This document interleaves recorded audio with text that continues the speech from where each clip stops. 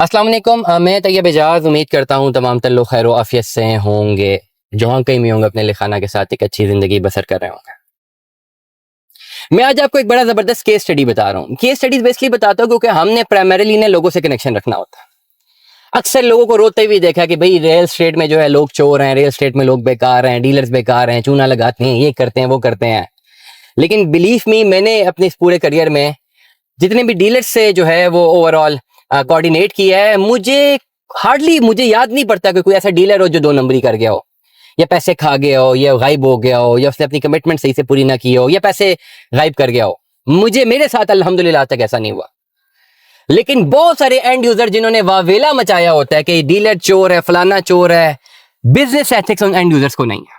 और ये मैं बड़ी क्लैरिटी के साथ बात करूं, आपको नुकसान पता क्यों होता है जब आप इस तरह की हरकतें करते हैं। कैसी हरकतें मैं आपको बताता हूं। अब मैं नाम नहीं लेने लगा, डेफिनेटली नाम लेना मुनासिब नहीं है, लेकिन ये हुआ, हमारे साथ हुआ, बताना हमारा फर्ज है। ताज रेजिडेंशिया में लोटस ब्लॉक में बहुत सारे लोग फंसे में लाखों रुपए जमा करवा चुके हैं, और ये फाइलें हमने नहीं दी हुई, मैं बारहा कह चुका हूं। लोगों से फाइलें ली हुई हैं, मैंने नहीं दी हुई। और सुबह शाम ये लोग गालियां देते हैं डीलरों को, ताज रेजिडेंशिया को, हर चीज को। ठीक है, मुझे एक इन्फॉर्मेशन मिली कि लिली ब्लॉक से प्लॉट्स हैं, और मुझे पता चला कि इसमें मर्जिंग हो सकती है।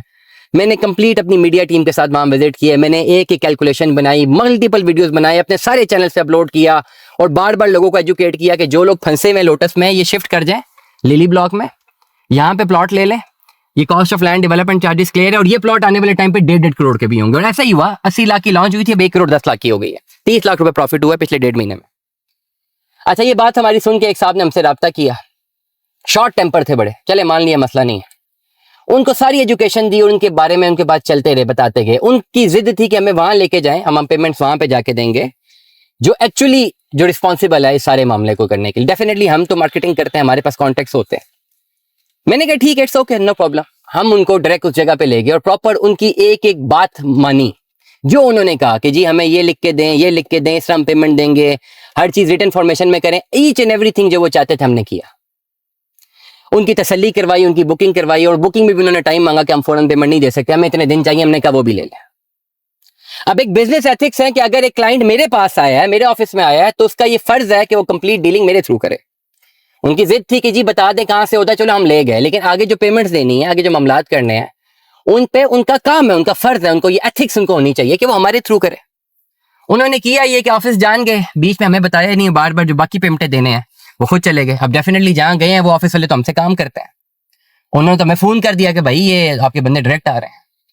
और अगर मैं चाहूं उनको बोलूं कि आप डील कैंसिल कर दें और ये प्लॉट जो उनको 90 का दिया है बिल्कुल कैंसिल कर दें, अब 1-10 के रेट पे दें, तो यकीन जानिए ये हो जाएगा। और अगर ऐसा किया तो वो रोना पिटना शुरू कर देंगे, जी हमारे साथ डीलर जाती कर गया है। आप लोग भी जो बिजनेस कर रहे हैं, लेट अस सपोज कि प्रॉपर्टियां ले रहे हैं, करोड़ करोड़ रुपए की चीजें हैं, तो बिजनेस एथिक्स जहां डीलर्स को आने चाहिए वहां आपको भी आने चाहिए।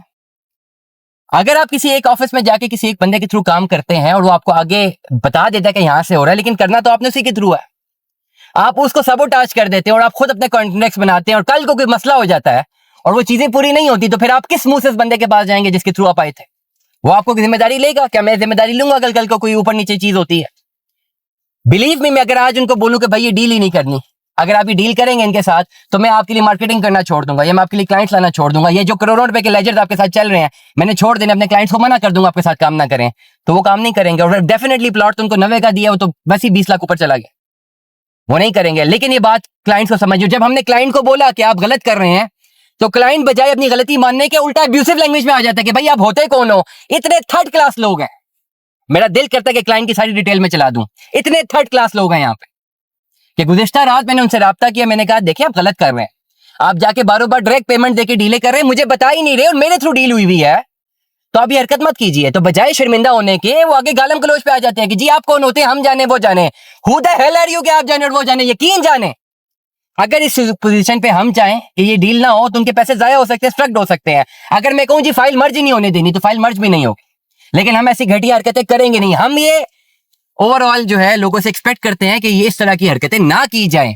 जब आप किसी एक डीलर के साथ राब्ते में रहते हैं, उसे वर्किंग करवाते हैं, तो फिर आपको अगर एक स्टेप आगे उसी के थ्रू पता चल जाए, तो हमेशा जो है ना, वो एक शेर मुझे याद आ रहा है कि जो दर पे जो हर दर पे जो झुक जाए उसे सर नहीं कहते, सर जिस पे ना झुक जाए उसे दर नहीं कहते, हर दर पे जो झुक जाए उसे सर नहीं कहते। क्या तुझको जहां वाले सितमगर नहीं कहते? कहते तो है लेकिन तेरे मुंह पर नहीं कहते। तो बड़ी क्लियर एक ओवरऑल एक एग्जांपल है कि फिर लोग जो कहते हैं जी हमारे साथ फ्रॉड हो गए, वो अक्सर ऐसे लोग इस तरह की हरकतें करते हैं जिसकी वजह से उनके साथ फ्रॉड होता है। वरना मैंने डीलर कम्युनिटी में बहुत सारे लोगों को 90% लोगों को मैंने ईमानदार पाया। दुआ में याद रखिएगा, अपना बहुत सारा ख्याल रखिएगा। स्टे ट्यून में 10 अल्लाह हाफिज़।